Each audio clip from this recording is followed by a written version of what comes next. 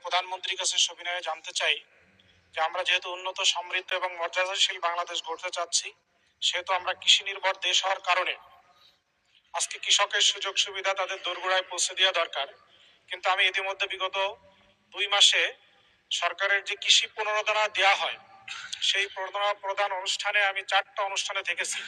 আমি খেয়াল করে দেখেছি যে সেখানে একজন কৃষক এই প্রণোদনা নেয়ার জন্য যখন উপজেলা সদরে আসে, তখন তাকে আমার ক্ষুদ্র একটা জেলা, ছোট জেলা, সেখানে তাকে 22 কিলোমিটার পথ, 25 কিলোমিটার পথ পাড়ি দিয়ে উপজেলা সদরে এসে নেওয়া লাগে। আমি কয়েকজনের কাছে জিজ্ঞাসা করেছি যে আপনার কত টাকা খরচ হয়।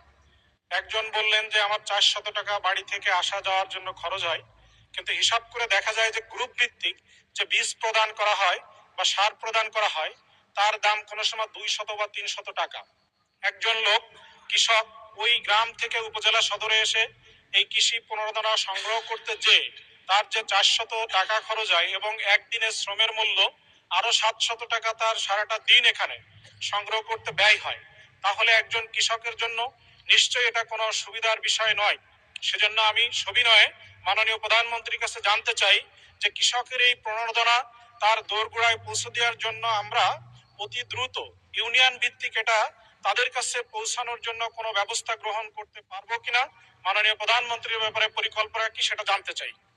মাননীয় স্পিকার, ধন্যবাদ। মাননীয় প্রধানমন্ত্রী। মাননীয় স্পিকার এবং মাননীয় সংসদ সদস্য, আপনাদেরকে ধন্যবাদ।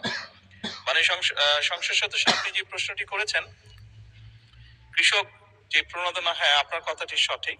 অনেক ক্ষেত্রে এরকম ঘটনা বিভিন্ন জায়গায় ঘটছে। সেজন্যই কিন্তু আমরা কৃষক কার্ডটা ইন্ট্রোডিউস করতে চাইছি।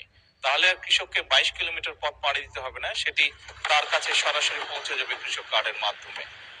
এবং আমরা কৃষক কার্ডটি এমন ভাবেই করার চেষ্টা করছি, অর্থাৎ ওই নির্দিষ্ট কৃষকের কি পরিমাণ জমি আছে, সে কি ফসল চাষ করে এবং তার জন্য কতটুকু কীটনাশক ওষুধ দরকার, কতটুকু তার সার দরকার, কতটুকু বীজ দরকার, সেটি ইনফরমেশন আমাদের কাছে থাকবে। এবং তার এলাকায় ওই ইউনিয়নের মধ্যে, যেটি আপনি উল্লেখ করেছেন, সেই ইউনিয়নের মধ্যে মাননীয় স্পিকার, আমরা যে সকল দোকানে এই জিনিসগুলো পাওয়া যাবে, সেই দোকানে তার জন্য নির্দিষ্টভাবে বরাদ্দ থাকবে। সে সেই দোকানে গিয়ে তার কার্ডের মাধ্যমে তার জন্য বরাদ্দকৃত যেই সহায়তা আছে সেটি সে নিতে পারবে। আমরা সেই ব্যবস্থা থেকে ইনশাল্লাহ আগাচ্ছি। ধন্যবাদ মাননীয় স্পিকার।